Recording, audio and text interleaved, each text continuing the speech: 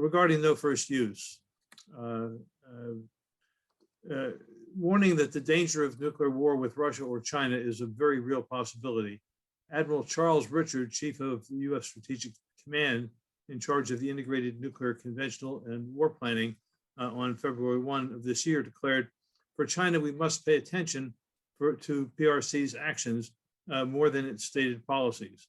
While the PRC has maintained a no first use policy since the 1960s, contending it will never use a nuclear weapon first, its buildup of advanced capabilities should give us pause. This policy could change in the blink of an eye. Beijing is pursuing capabilities and operating, losing here. Give me half a second. Beijing is pursuing capabilities and operating in a manner inconsistent with minimum deterrent strategy, giving it a full range of options, including limited use and a first strike capability. Why wouldn't Russia and China view U.S. This is driving me half crazy. I'm sorry.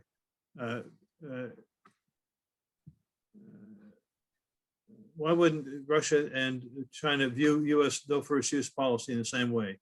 It is unlikely that a declaratory policy without significant and verifiable policies could win their trust. So if you could speak to the debate around no first use and whether the adoption of a no first use doctrine would be meaningful. Let me say, first of all, I don't think trust is a key word in these relations between international states, especially in an epoch like ours, and not for the first time, when especially in the US, but also in Putin's Russia to some extent since in the last 20 years or so, has been to point to the demonic nature of the adversary. And now on that point, Putin certainly has proposed negotiation far more than the US has. But to come back to China, Joe, PSR, by the way, I know that question is by my friend and long associate, Jackie Cabasso, who often got arrested with it at Livermore, and one of the very best analysts of the nuclear era and what's going on at the weapons labs. So on the question of China, again, on this point, I say I'm certainly not a China expert, but I have some long-term acquaintance with nuclear issues. And I was going to say that the predecessor to peace action, and earlier SANE, and a combination of SANE and the freeze and so forth before PSR. SANE was a very interesting movement. Ben Spock was a leading part of it, I believe. But anyway, I often wondered at the time, it was for a sane nuclear policy. I often wondered, what is their opinion of what a sane nuclear policy would be? What would be? Now, that's not too easy to define, but actually, the Chinese policy from '64 on has been less insane, measurably less insane than the US or Russia, either of those. And you could even say more than India and Pakistan now. They have always maintained a minimum deterrence policy or sole use, where their only use of their weapons was to have the capability to threaten retaliation to nuclear attack. Now, retaliation to a nuclear attack is still nuclear retaliation. It still will kill enormous numbers of innocent people. It's still a threat of what can be said to be a threat of an evil action, responding to a nuclear attack. But I think many people in the world can see that as a lesser evil, temporarily at least, to deter nuclear attack. The Chinese were long before they got it, threatened both by two nuclear powers, the US and Russia, the Soviet Union. And I'll just say on this part, as somebody who did know a lot about the Vietnam War, I think that if China had had no nuclear weapons from '64 on, we would have attacked China. and they would have used nuclear weapons against China, which was definitely contemplated, but we shied away from it, especially Johnson. I think considerably because the Chinese had nuclear weapons to respond with. So in any case, that's their policy.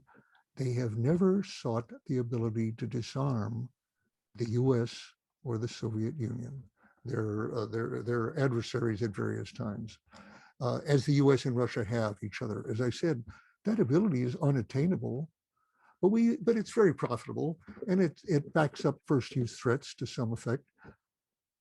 We used to say in the Pentagon, well, they're not doing what we do because they can't afford it. But really, for a long time, they have been able to afford it. And they have wisely not sought this disarming, preemptive, first strike capability, which the US and the Soviets, now Russia, definitely do provoke. So I would say that a major step in either Russia and China or the US together would be to have a nuclear policy and posture like China's. Does that seem impossible? China is obviously now a great power. We're not talking about, some minor, we're not talking about North Korea on this point, which also, by the way, has a deterrent motive. North Korea has the smallest number of weapons in the world. Some say 40.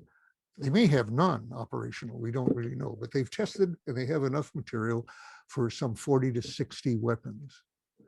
That's not enough for nuclear winter, clearly. They're the only one of 9 nuclear states who clearly don't have that capability. But China, probably with its 200 to 300 weapons, could cause nuclear winter, but still it's 1/10 or less of what the US and Russia have. So coming down to China's level would be a big move forward for the world. They are building up somewhat, as we point out, as I should say Biden and Trump earlier. Yes, they are building up. Some people say they could have double. I'm laughing here because, as I laughed earlier when you quoted Admiral Charles Richard, when I hear idiocy pronounced, it somehow triggers. It's almost like a tick in me that confuses people. Sometimes I laugh at the fact that humanity is at the risk of such insanity. Specifically, Charles Richard said not only what Jackie quoted, but he also said, we must be ready to fight China or Russia or both. We must be ready to extinguish humanity. Does he really think that you can have war with either of those, let alone both, without very greatly threatening the survival of civilization? Does he know that or not? He might know it very well and simply blowing smoke like a lot of his predecessors, or he might not know it. He might not have thought about it. That's even more worrisome, I suppose. I mentioned Eldridge Colbert, who said they might not respond and so forth.